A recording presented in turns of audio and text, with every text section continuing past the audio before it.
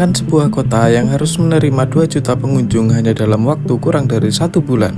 Di saat yang sama, kota itu harus menyediakan makanan untuk puluhan ribu atlet dan staf, mengatur transportasi, menjaga keamanan, dan memastikan puluhan ribu orang bisa keluar dari stadion dengan aman hanya dalam hitungan menit. Ini bukan sekedar mengadakan pertandingan olahraga atau konser besar. Di baliknya, ada proses yang jauh lebih rumit. Membangun, mengatur, dan menjalankan sebuah kota agar siap menghadapi acara terbesar di dunia. Lalu bagaimana sebuah negara merancang stadion canggih, mengatur logistik dalam jumlah besar, dan memastikan investasi bernilai triliunan rupiah tidak berakhir sia-sia? Mari kita bedah bersama.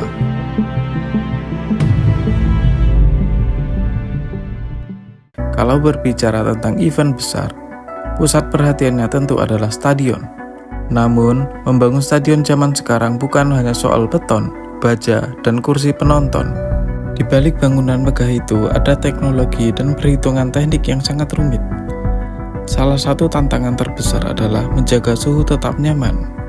Di negara yang memiliki cuaca sangat panas, para insinyur memasang sistem pendingin khusus. Udara dingin dialirkan langsung dari bawah kursi penonton dan di sekitar lapangan, sehingga suhu di dalam stadion bisa terasa hingga sekitar 15 derajat lebih sejuk dibandingkan suhu luar. Tidak hanya itu, beberapa stadion modern juga memiliki lapangan yang bisa digeser keluar bangunan. Tujuannya sederhana, rumput tetap mendapatkan sinar matahari sehingga kualitasnya tetap terjaga. Saat lapangan dipindahkan, bagian dalam stadion juga bisa dipakai untuk konser, pameran, atau acara lainnya tanpa merusak rumput. Tetapi, secanggih apapun fasilitas sebuah stadion, hal yang paling penting tetap soal keselamatan. Karena itu, jalur keluar dan evakuasi menjadi bagian yang paling diperhatikan saat proses perancangan.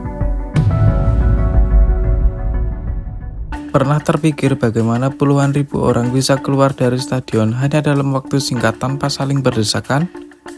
Ternyata, para perancang stadion menggunakan simulasi komputer yang terinspirasi dari cara air mengalir. Saat jumlah orang sangat banyak, pola pergerakannya ternyata mirip dengan aliran cairan. Kalau ada lorong yang terlalu sempit atau belokan yang terlalu tajam, orang-orang akan menumpuk di satu titik. Kondisi inilah yang bisa memicu kepanikan dan membahayakan keselamatan.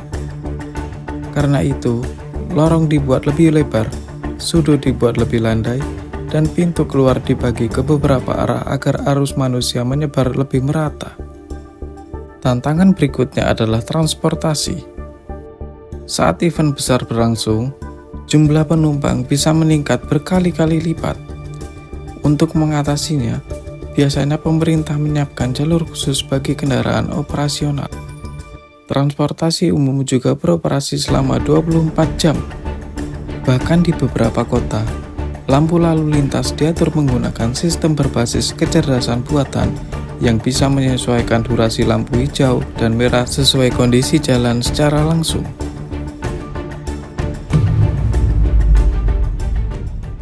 Apa yang kita lihat di televisi hanyalah bagian depan dari sebuah event besar. Di belakang layar, ada ribuan orang yang bekerja setiap hari agar semuanya berjalan lancar.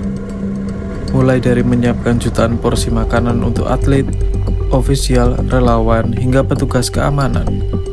Lalu ada kebutuhan listrik. Sebuah stadion modern membutuhkan daya yang sangat besar, bahkan bisa setara dengan kebutuhan listrik sebuah kota kecil. Karena itu, selalu disiapkan beberapa generator cadangan agar acara tetap berjalan meskipun terjadi gangguan listrik. Belum lagi urusan siaran televisi. Agar miliaran penonton di seluruh dunia bisa menyaksikan pertandingan tanpa gangguan, dipasang jaringan kabel serat optik sepanjang ratusan kilometer yang mampu mengirimkan data dengan sangat cepat. Namun, membangun stadion megah juga memiliki resiko yang besar. Dalam dunia ekonomi, ada istilah white elephant atau gajah putih.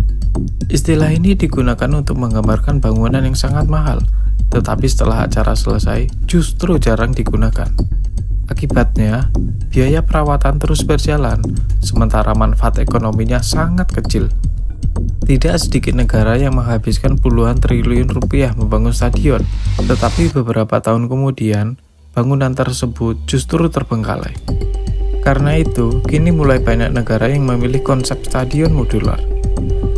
Artinya, stadion dibangun menggunakan komponen yang bisa dibongkar dan dipasang kembali. Setelah event selesai, sebagian bangunan dapat dipindahkan atau diubah menjadi fasilitas lain, seperti gedung olahraga, pusat komunitas, kawasan komersial, bahkan perumahan. Dengan cara ini, biaya pembangunan menjadi lebih bermanfaat untuk jangka panjang. Pada akhirnya, sebuah event berskala internasional bukan hanya tentang olahraga atau hiburan. Di balik kemegahannya, ada ilmu teknik, manajemen, logistik, dan teknologi yang bekerja bersama agar semuanya berjalan dengan lancar. Setiap sorakan penonton yang kita dengar adalah hasil dari perencanaan ribuan orang yang bekerja di balik layar. Saya, Damastra Insight, terima kasih sudah menonton.